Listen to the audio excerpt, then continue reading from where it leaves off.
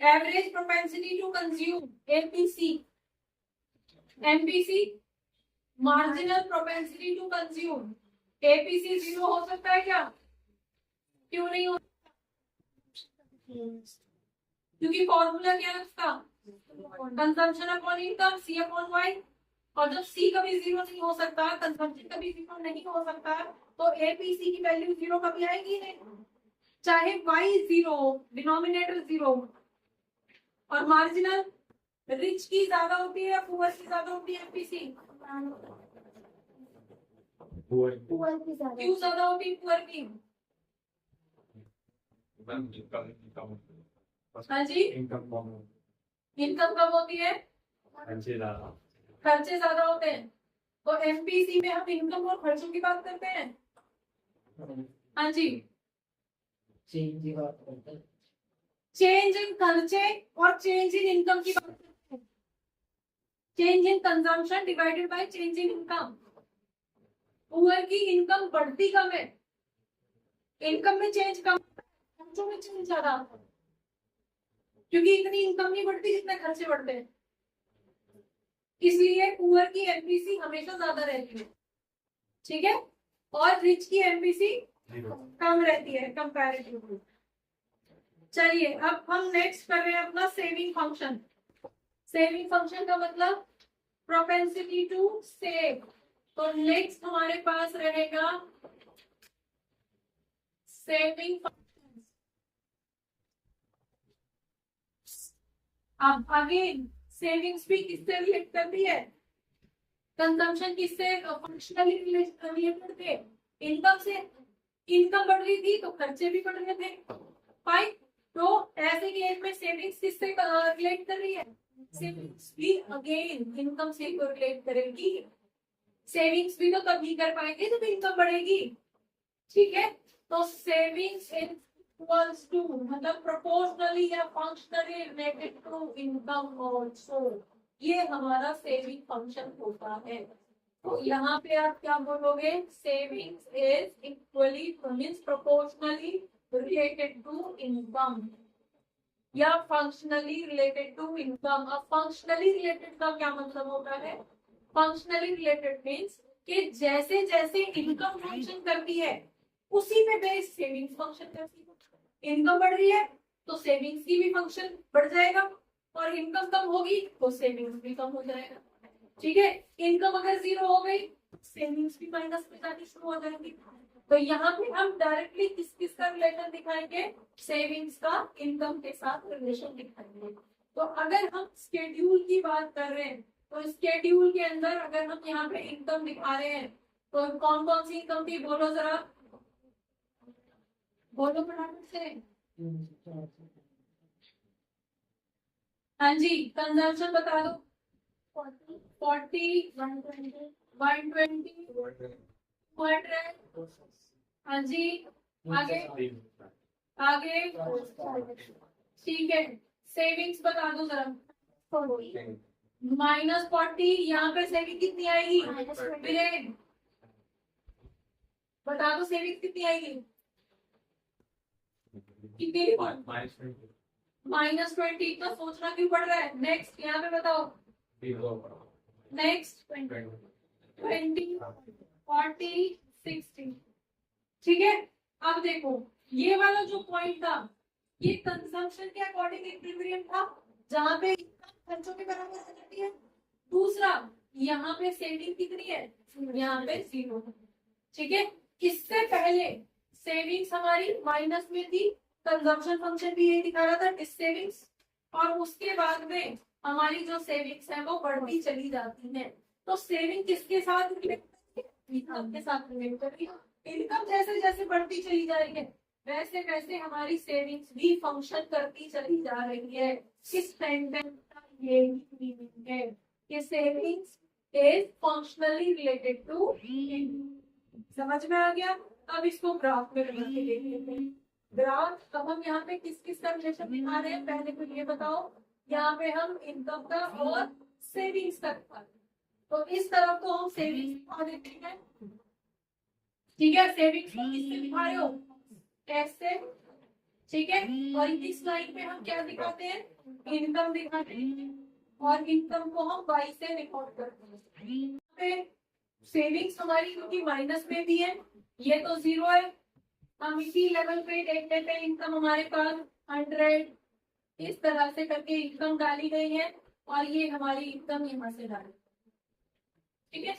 Savings जो यहाँ पे दिखाई गई है 0, ये -20, सॉरी -20 है, -40 है, ये आपका 20, 40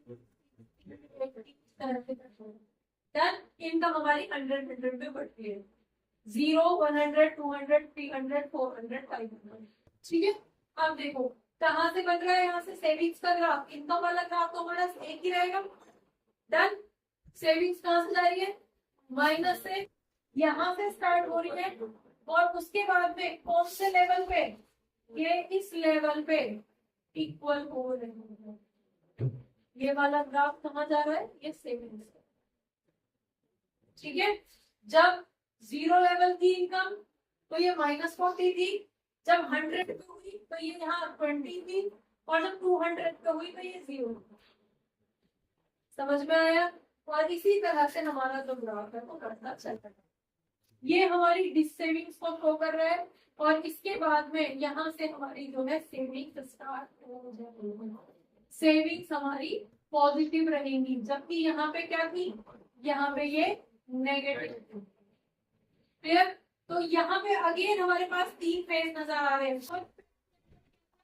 हमारी सेविंग्स नेगेटिव है, सेकेंड फेज में आके ये वाला पॉइंट जहाँ पे सेविंग्स हमारी 0 हो गई है, वो हमारा इक्विलिब्रियम पॉइंट बोला जाएगा। आगे इक्विलिब्रियम ये वाला, ठीक है। तो ये वो पॉइंट है जहाँ पे आगे सेविंग्स हमारी 0 हुई है, वो पॉइंट हमारा इक्विलिब्रियम पॉइंट बोला जाता है।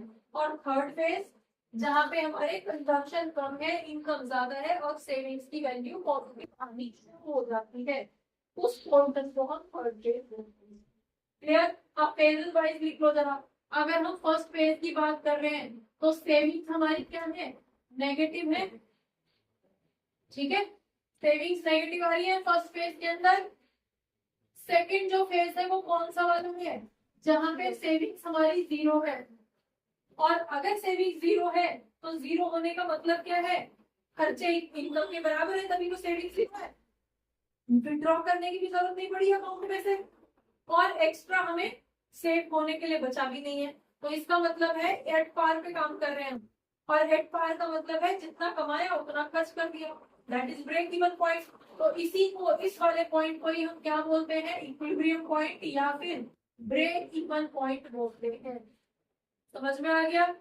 थर्ड फेज हमारा क्या है, थर्ड फेज में हमारी जो सेविंग्स है वो पॉजिटिव होनी स्टार्ट हो जाती है, क्योंकि इनकम बढ़ गई। समझ में आया, क्लियर है। अब देखो इक्विलिब्रियम के लिए तुमने 2 कंडीशन पढ़नी है। एक कंडीशन कौन सी थी, जब आपके खर्चे आपकी इनकम के बराबर थे, ये तो फर्स्ट कंडीशन थी इक्विलिब्रियम की। सेकंड कंडीशन क्या है, जब सेविंग्स 0 है, ये सेकंड कंडीशन है। तो ये दोनों कंडीशंस आपको याद रखनी है कि इक्विलिब्रियम कब होगा, जब कंजम्पशन इनकम के बराबर होगी और सेविंग्स 0 होगी। तो अगर आपके क्वेश्चन के अंदर वर्ड यूज किया गया है कि इक्विलिब्रियम लेवल पे इक्वेशन इज दिस, तो आपके माइंड में ये पहले ही आ जाना चाहिए। इक्विलिब्रियम का मतलब है यहाँ पे खर्चे और इनकम बराबर है, सेविंग 0 है। तो जहां पे भी सेविंग्स लिखा गया है वहां आप आंख बंद करके 0 लिख दो और इक्वेशन को सॉल्व कर दो, क्वेश्चन वैल्यू सॉल्व हो जाएगा।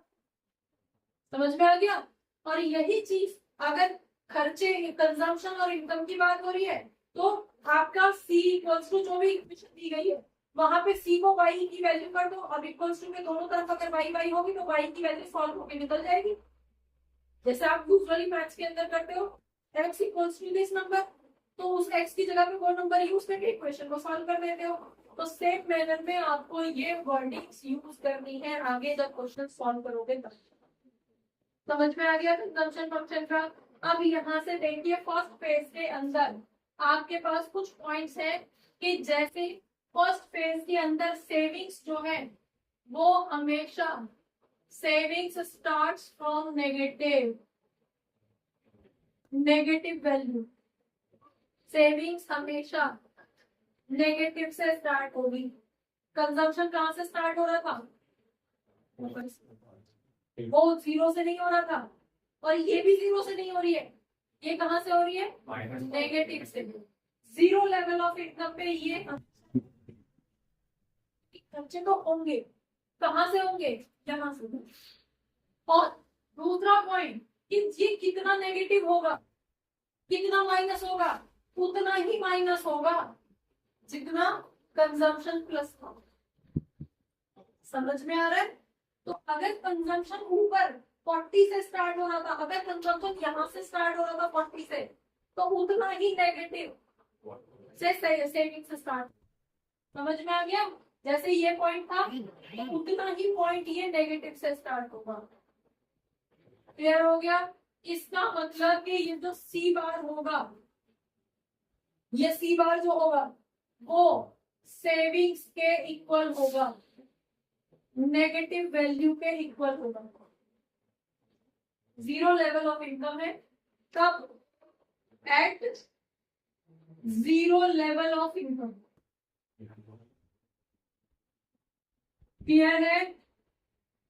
अगर जीरो लेवल ऑफ इनकम है तो जितने खर्चे हैं सेविंग्स उतना ही माइनस होगा। जीरो लेवल ऑफ इनकम पे अगर खर्चे 40 के थे तो सेविंग्स में से -40 होगा इक्वल।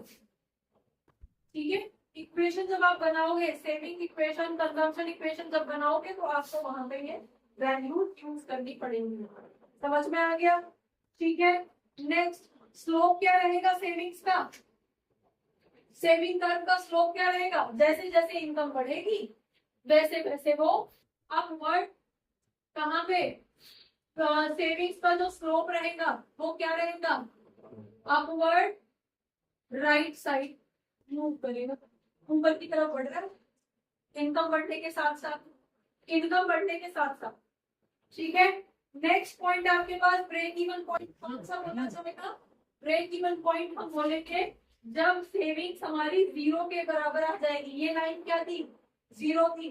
तो जहां जब इस लाइन को आगे टच करेगी सेविंग वाली लाइन, तो वो हमारा ब्रेक इवन पॉइंट या फिर इक्विलिब्रियम पॉइंट बोला जाएगा। डन।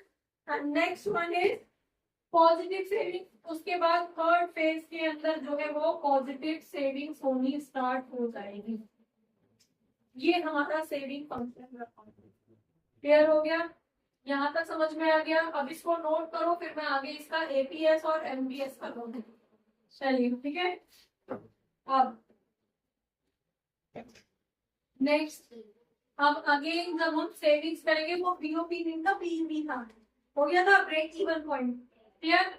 अब यहाँ पे अगर हम सेविंग्स की बात कर रहे हैं, सेविंग फंक्शन की बात कर रहे हैं, तो ये दोबारा से जैसे हमारा कंजम्पशन फंक्शन डिवाइड हुआ था एवरेज और मार्जिनल के अंदर, सेम मैनर में ये भी डिवाइड हो जाएगा। क्या हो जाएगा? Average propensity to save. Average basis पे कितनी सेविंग होती है, और दूसरा मार्जिनल बेसिस पे कितनी सेविंग होती है।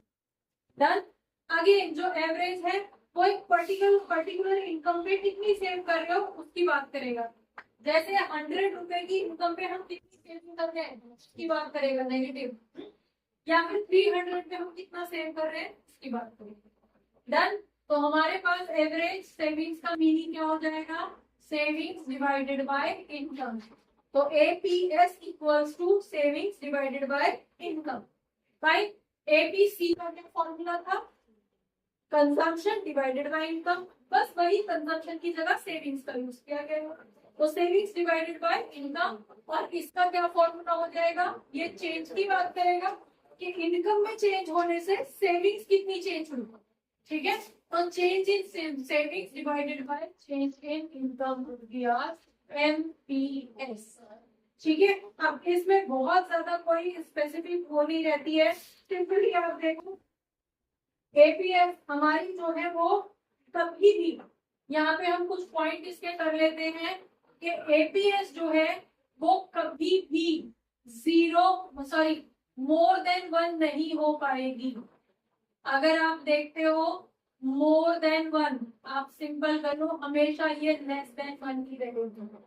मोर देन वन कभी नहीं हो पाएगी। APS can never be more than one. क्यों? कंजम्पशन मोर देन वन हो सकते थे, हम एपीएस की बात कर रहे हैं अभी। जीरो लेवल ऑफ इनकम पे 40 रुपए के खर्चे थे, ठीक है, लेकिन ऐसी कभी कोई टेक्नोलॉजी आज तक नहीं आई है कि आप कमा नहीं रहे हो फिर भी सेविंग्स करो। सेविंग्स कभी नहीं हो सकती। या अगर आप 100 रुपए कमा रहे हो तो 100 रुपए से ज्यादा सेव नहीं कर सकते। समझ में आ गया? ऊपर आप दोनों तरफ 100 ले लो, 100 रुपीज कमा रहे हो, 100 सेव कर रहे हो पूरे के पूरे। पहली बात तो ऐसा पॉसिबल ही नहीं।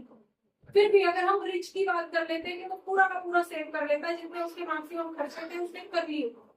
अब वो जितनी भी जो भी इनकम वो कमा रहा है वो सब सेव हो रहा है, तो वो तो कभी हो ही नहीं सकता। मोर देन वन तो ये कभी भी हो ही नहीं पाएगा। हमेशा ये सिचुएशन हमेशा लेस देन वन ही रहेगी, ठीक है। तो ये सिचुएशन फर्स्ट पॉइंट हमारे पास एपीएस का रहेगा, हमेशा लेस देन वन रहेगा, ये कभी भी वन से ज्यादा नहीं हो सकता। नेक्स्ट, एपीएस जीरो हो सकती है। एपीएस जीरो हो सकती है, बिल्कुल हो सकती है। कब होगी? जब से जीरो, न्यूमिनेटर में जीरो आ गया, डिनोमिनेटर में आप 200 लिख लो, 500 लिख लो, वैल्यू तो जीरो ही आएगी। कब रहेगी ये? और ये कौन सा वाला पॉइंट रहेगा? ये ब्रेक इवन पॉइंट के टाइम पे जीरो हो सकता है, ठीक है। नेक्स्ट पॉइंट, ये नेगेटिव हो सकती है और लेस देन वन रहेगी। यस, एपीएस नेगेटिव हो सकती है, बिल्कुल हो सकती है। कब रहेगी नेगेटिव? ये नेगेटिव भी हो सकती है, पॉजिटिव भी हो सकती है। लेस देन वन रहेगी, वन से ज्यादा नहीं हो सकती। क्लियर हो गया? लेस देन वन तो क्लियर है, इक्वल टू वन हो सकती है, लेस देन वन हो सकती है, लेकिन एपीएस कभी भी क्रॉस कर देना मोर देन वन नहीं हो सकती। समझ में आ गया? ये साइन क्लियर है, मोर देन नहीं हो सकती है, इसलिए काट दो। डन। अब एमपीएस की बात कर लेते हैं। अब एमपीएस की वैल्यू अगेन कहां से कहां तक वेरी करेगी? हम एमपीएस की बात कर रहे हैं। एमपीसी भी कहां से कहां तक वेरी कर रही थी? 0 से 1 तक वेरी कर रही थी। रिच की एमपीसी 0 की तरफ थी और पुअर की एमपीसी 1 की तरफ थी, मैक्सिमम की तरफ थी, राइट। यहाँ पे हम सेविंग्स की बात कर रहे हैं। अगेन हम वो सिचुएशन मान लेते हैं कि कोई बंदा है जिसकी चेंज इन इनकम जितनी हो रही है वो पूरा का पूरा सेव हो रहा है, क्योंकि कंजम्पशन लेवल कवर कर चुका है। अंबानी की बात कर रहे हैं, सारा पैसा सेव हो रहा है। तो सारा पैसा अगर वो सेव कर रहे हैं, एडिशनल इनकम जितनी भी बढ़ रही है वो सारा की सारी एडिशनल सेव कर रहे हैं, तो उनकी एमपीएस 1 होगी। समझ में आ गया? ज्यादा होगी उनकी एमपीएस। और यही जो पुअर है, जिनका जितना पैसा बढ़ रहा है, सारा का सारा खर्च हो रहा है, तो उनकी एमपीएस 0 की तरफ होगी। तो उनकी एमपीएस कम होगी और रिच लोगों की एमपीएस ज्यादा होगी। तो यहाँ पे जो एमपीएस है वो 0 से 1 की तरफ वेरी करती है। अगर हम रिच की बात करते हैं तो रिच की जो एमपीएस रहेगी वो 1 रहेगी, 1, ठीक है। और अगर हम पुअर की बात कर रहे हैं तो पुअर की जो एमपीसी रहेगी वो टूवर्ड्स 0 रहेगी, क्योंकि वो सेव तो कर ही नहीं पाएगा। समझ में आ गया? और रिच का सारा पैसा सेव हो रहा है। Just opposite to consumption. Consumption में एमपीसी किसकी ज्यादा थी? एमपीसी पुअर की ज्यादा थी और एमपीएस रिच की ज्यादा थी, क्योंकि यहाँ सेविंग की बात है। क्लियर हो गया? अब क्वेश्चन सॉल्व कर लेते हैं। यहाँ पे अगर आपको एपीएस निकालना है तो कैसे निकालोगे? APS this divided by this, ठीक है। 40 अपॉन -40 अपॉन 0 -20 अपॉन 0, इस तरह से करके एपीएस निकालोगे। एमपीएस कैसे निकालोगे? एमपीएस के लिए पहले चेंज इन इनकम निकालोगे और चेंज इन सेविंग्स निकालोगे और इस तरह से करके, ठीक है।